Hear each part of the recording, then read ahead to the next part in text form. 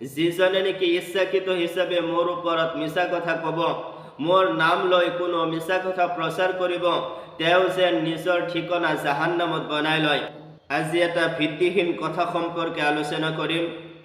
কিছুমানক কৈ থকা শুনিবলৈ পোৱা যায়, কিয়ামতৰ দিনা সকলো মছজিদে তাৰ মুছল্লিসকলক জান্নাতত লৈ যাব। এইটো এটা মনে সজাই লোৱা কথা। এনেধৰণৰ নিৰ্ভৰযোগ্য কোনো বৰ্ণনা বিচাৰি পোৱা নাযায়। এইবোৰৰ কোনো ভিত্তি নাই।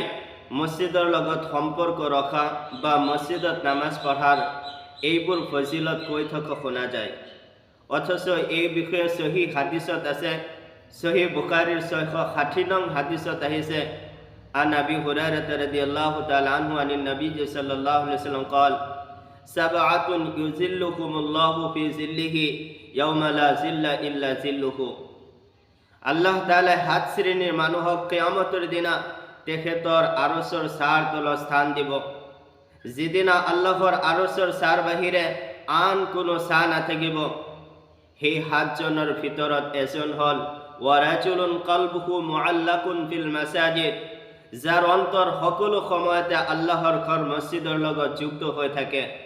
ইয়াৰ উপৰিও জামাতত নামাজ আদায় কৰাৰ ফজিলতৰ হাদিছ, মছজিদ নিৰ্মাণৰ ফজিলতৰ হাদিছ ইত্যাদি আমি এইসমূহ সহি হাদিছ বৰ্ণনা কৰিব লাগিব, প্ৰচাৰ কৰিব লাগিব।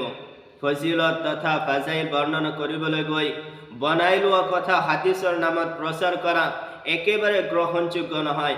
হাদিছৰ নামত মিছা কথা প্ৰচাৰ কৰা মাৰাত্মক গুনাহৰ কাম।